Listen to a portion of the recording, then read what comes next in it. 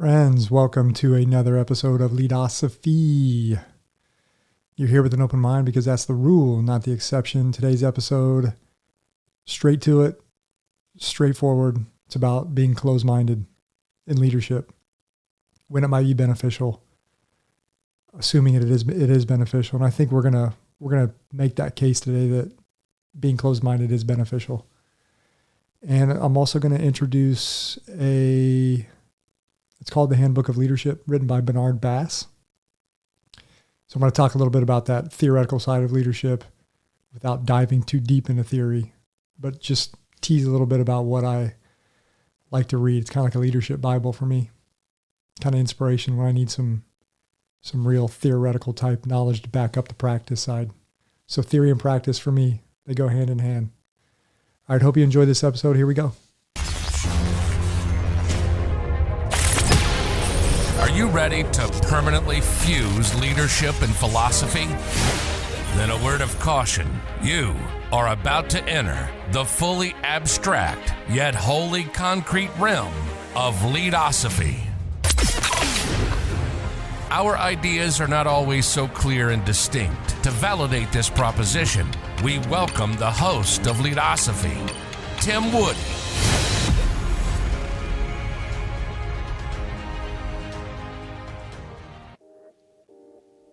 Friends, welcome back.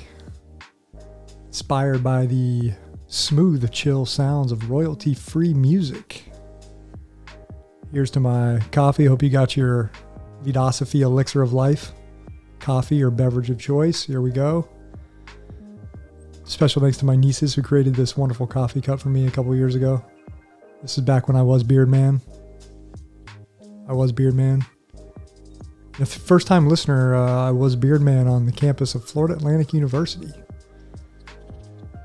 Went back to school after retiring from the military. Growed a long beard because after 20 years of shaving every single day, you get really sick of it. And once you get your civil liberties back, one of the first things you take back is your decision to shave or not shave every morning. Anyways,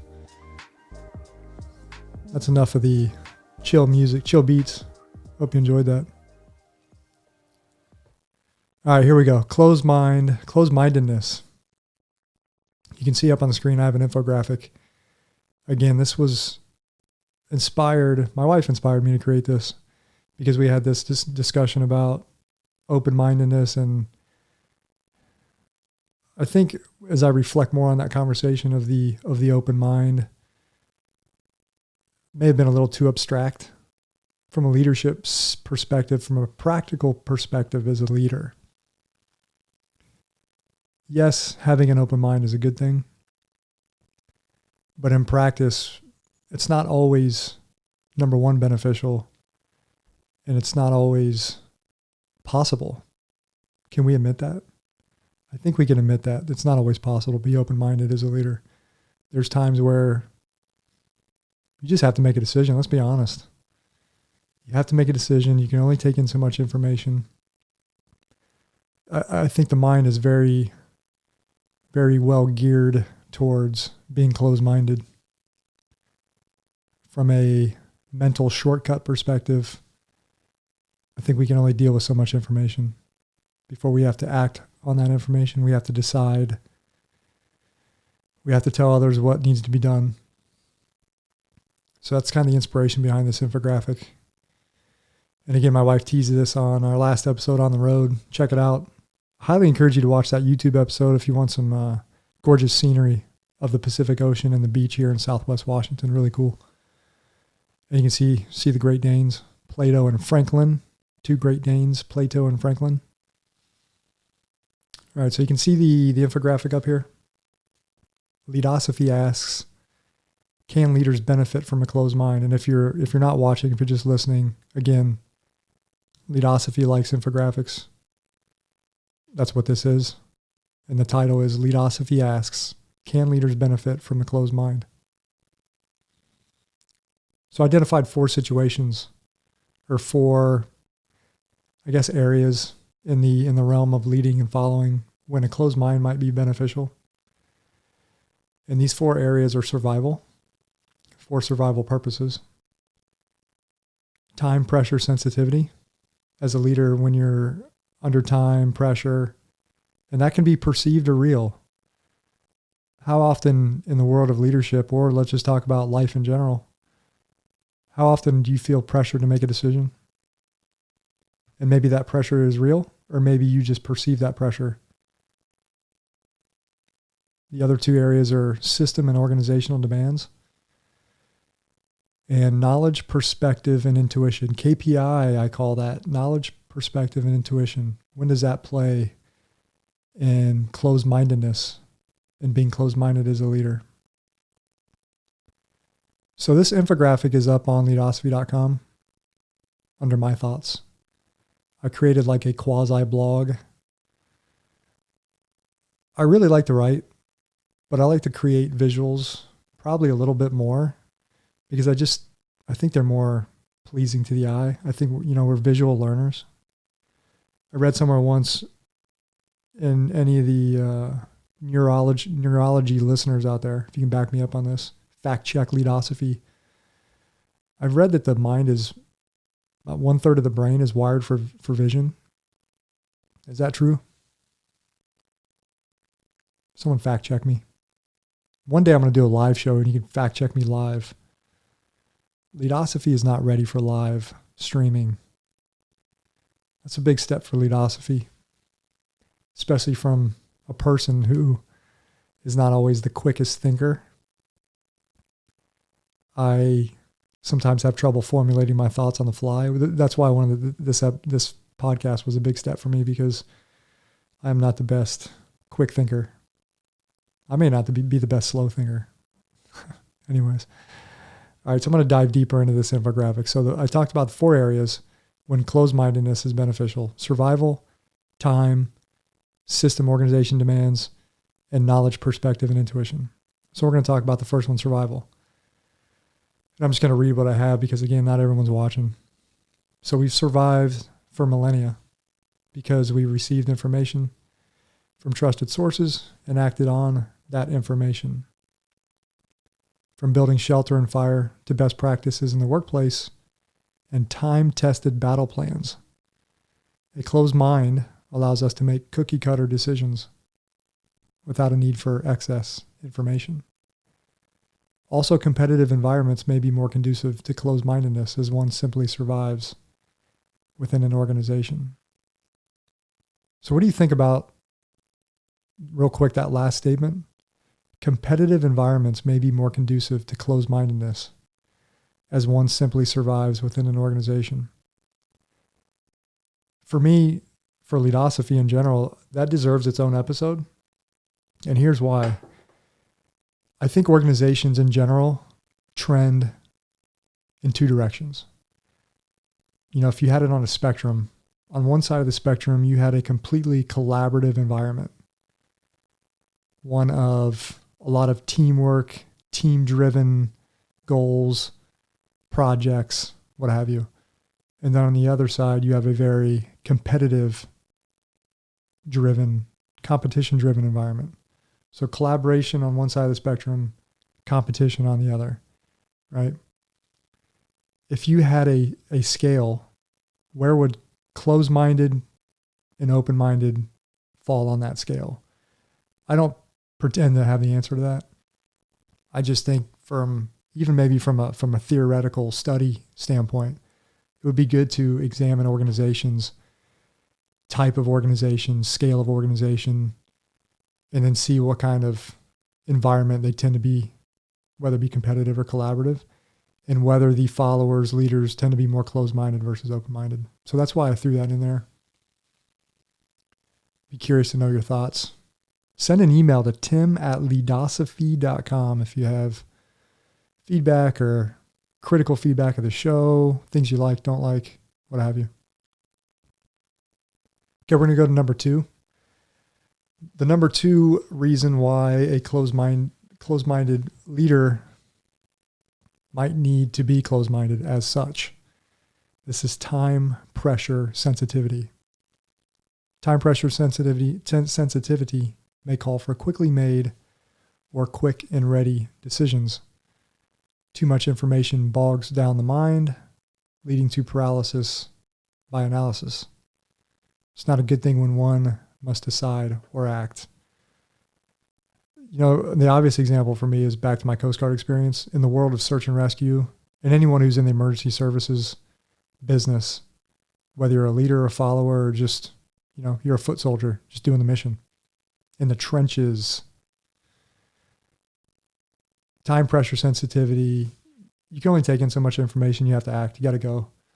That was the world of search and rescue. I think by policy, when I was in the Coast Guard, it was pretty much 30 minutes. You have 30 minutes to respond after receiving an urgent call for help on the ocean or the lake or the river or whatever it was. A federal body of water in the maritime world. We never usually took, from a surface rescue standpoint, boats. I'm not speaking for the helicopter world or the air world. We never really took 30 minutes to launch unless it was really confusing on the information we were trying to ascertain. But you get together, you figure out what's going on, you come up with a quick battle plan, you go through a risk management process, identify high, medium, low risk, and then you go.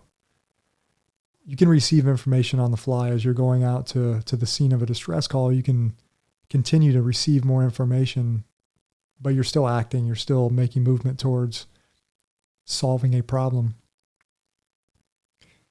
So I think in the general workplace, we have that ability as well to adjust after making a decision. As a leader, a lot of times there's only so much information you can get. Sometimes you can just make a decision and adjust. A lot of the decisions we make anyways are trial and error.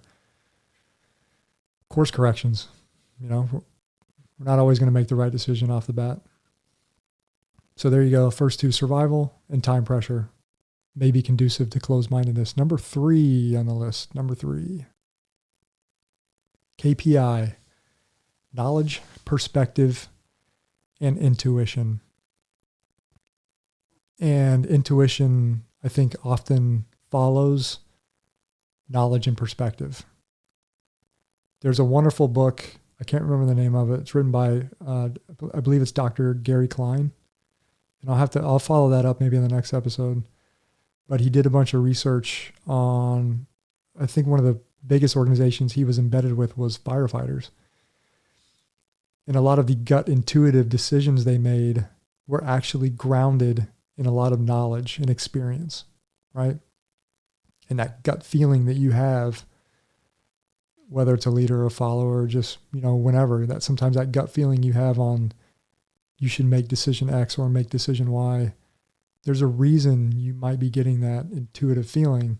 And a lot of times that's backed up in experiences you've had, knowledge you've gained, so on and so forth, and just the unique perspective you have. Remember, this goes back to Tim's law of unique experiences, right? And you can hear the owl come in there. Yes, law of unique experiences. Whenever you hear the law of unique experiences, you're going to hear my little owl. It's important. We all have unique experiences. We all have our individual perception of reality that no one else can have. And from a closed-minded standpoint, sometimes we have to make a decision what we feel intuitively is the right one to make, right? So hopefully leaders are placed in their positions because of their competence in craft and their experience levels.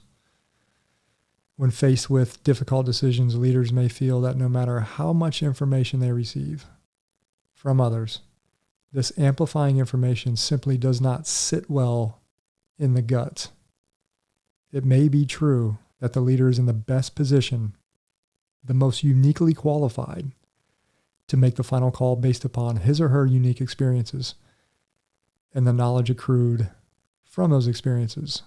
Let wisdom take the reins. Wisdom's a big part. Again, wisdom likes Leadosophy. The owl likes wisdom. One day I'm going to do an episode on the owl. There's a lot of superstition about the owl. A lot of the owl, superstitions about the owl, and just what the owl symbolizes. Anyways, Leadosophy likes owls. Okay, number 4. Number 4 on the list, why a closed-minded, or what scenario might benefit the closed-minded leader or dictate being closed-minded. And that's system and organizational demands. Leaders are duty-bound to the values of the organization and wedded to the systems and processes within their organization. Leaders are entrusted to carry out the organization's mission, and sometimes there's little to no wiggle room. Most leaders have a boss or bosses who expect certain decisions to be carried out, and only so much pushback is tolerated. The squeaky wheel might get some grease, or the squeaky wheel might get replaced. Here, we may default back to survival. So that's number 4. I kind of like that one. Has anyone ever heard that? Squeaky wheel sometimes gets a grease, but other times it gets replaced. You can only be so squeaky, friends, in the organizational world, in the business world. Sometimes you just have to suck it up, and there's good reasons for that. You know, sometimes your boss wants it a certain way, you get a certain amount of pushback, and that's the way it's going to be. I remember back, a decade ago, I got one of the best pieces of advice I got from a fellow, a member who was in charge of another unit next to the unit I was in charge of, Coast Guard Search and Rescue Unit. And when I took command of this unit, within the first week, I called him and kind of got some initial advice. And his advice was, think of an arrows in a quiver. You have a quiver on your back as a leader in your position, as in charge of your unit, but everyone's got a boss, right? I reported to a Coast Guard captain in Buffalo, New York. And I'd already had a challenging moment with one of my bosses, and I wasn't insubordinate, but I probably pretended like I knew more than I should have. Maybe not pretended, but I was probably just too forceful in pushing my thoughts and, pushing back on his ideas. So I was frustrated by that conversation. So I called this gentleman next to me, and he was a master chief in the Coast Guard. Had been in 25 years, wicked smart. And the first piece of advice he gave me was, imagine you have a quiver on your back with 9 arrows. And this was a 4-year job, a 4-year tour. And he said, over those 4 years in command of this unit, you have 9 arrows to use. And you use those arrows very sparingly. When you feel that the situation is worthy enough to push back on your bosses and to fight a battle that is the right one, you have 9 arrows over 4 years. Use them wisely. So I always think about that analogy anytime I'm in a conflictive situation, or, is it worth spending an arrow on? Is the hill worth dying on? Or should I just do what they tell me to do, or whatever? So there's a little wisdom nugget for you. So that's the infographic. Again, this is up on my thoughts at leadosophy.com. Check it out. What do you think? Is there other ways where the leader can benefit from being closed-minded? Those are 4 broad categories, but there may be others too. There may be others. Okay, the last thing I want to talk about is I tease this in the intro. Bernard Bass. And again, if you're not watching Bernard, I have his website or the Pocketbook website up. Bernard Bass was a world-class scholar whom the Society for Industrial and Organizational Psychology describes as having invented organizational psychology. His vast array of interests within his field led to over 400 scholarly articles and a huge archive of unpublished work, alongside 31 books, of which he wrote 21 and edited 10. But of all his work, Bass will be remembered for one area, whereas passion and persistence led him to focus for over 20 years. That is leadership. And again, if you're not watching, here is the book. Here's the book on leadership. It's literally a Bible. It's 1,200 pages. So I talk about that book because, again, it's a great way. It talks everything about leadership traits. And you got to think about, I talk about this blend of practice and theory. From a theoretical side of leadership, a lot of the studies are very social psychology driven. It's a lot about studies about behaviors, people's behaviors in the workplace, their reactions from the followers, so on and so forth. And there's a couple pages in there on authoritarian leadership. And it kind of goes towards the closed-mindedness a little bit. And I'm kind of drawing an inference from a couple of the pages I read, but if a leader trends more towards an authoritarian style, they may be more prone to closed-mindedness versus open-mindedness. And on the opposite side, if you have a very egalitarian type leader who believes in equality for all, they might be more conducive to open-mindedness. And there may be situations that completely contradict that.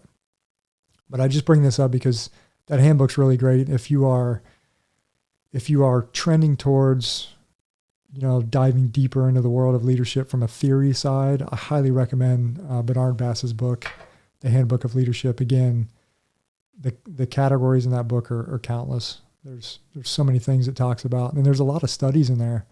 Like if you're wondering about how much does charisma play into leadership, there's all kinds of really tangible information in there of studies that were done on charismatic leaders, their effect on their followers, and its effectiveness in general. So anyways, if you want to get really geeked out on leadership knowledge, check it out. So I think that's it. That's it for Leadosophy today, everyone. I hope you enjoyed the show. Remember, Leadosophy is about using the tools of philosophical thought to deepen our understanding of leadership. And that's all. That's all we have today. Thanks for watching, and we'll see you next time. Thanks for watching and listening to another episode of Leadosophy. If you liked what you heard today, hit that subscribe button and check out Leadosophy.com and learn more about Tim's ideas on philosophy and leadership. We'll see you next time.